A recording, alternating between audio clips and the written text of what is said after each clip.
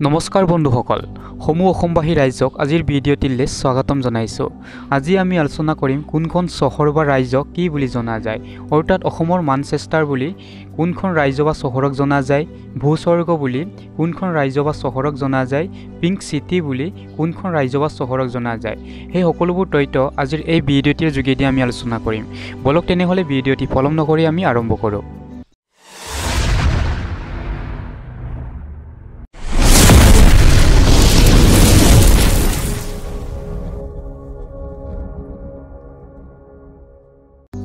বন্ধুসকল, আপোনালোকে ভিডিঅ'খন স্কিপ নকৰাকৈ চাই থাকিব। বন্ধুসকল, অসমৰ মানচেষ্টাৰ বুলি শুৱালকুছি ৰাজ্যখনক জনা যায়। ভূস্বৰ্গ বুলি কাশ্মীৰ ৰাজ্যখনক জনা যায়। পিংক চিটি বুলি জয়পুৰ ৰাজ্যখনক জনা যায়। গাৰ্ডেন চিটি বুলি বাংগালুৰু চহৰখনক জনা যায়। ব্লু মাউণ্টেইনছ বুলি নীলগিৰি ৰাজ্যখনক জনা যায়। চিটি অৱ গোল্ডেন টেম্পল বুলি অমৃতসৰ ৰাজ্যখনক জনা যায়। এবট অৱ দ্য গড বুলি প্ৰয়াগ ৰাজ্যখনক জনা যায়। ষ্টিল চিটি অৱ ইণ্ডিয়া বুলি জামছেদপুৰ ৰাজ্যখনক জনা যায়। চিটি অৱ টেম্পলছ বুলি বাৰাণসী ৰাজ্যখনক জনা যায়।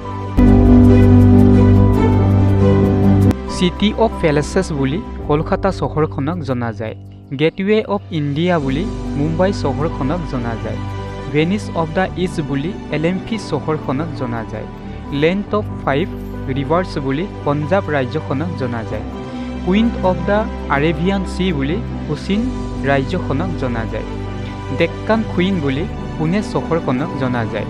চিটি অৱ 7 আইলেণ্ডছ বুলি মুম্বাই চহৰখনক জনা যায়।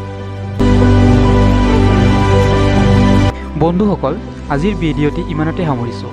আপোনালোকে ভিডিঅ'খন চাই ভাল লাগিলে like, comment, share and subscribe কৰিবলৈ নাপাহৰিব। ধন্যবাদ।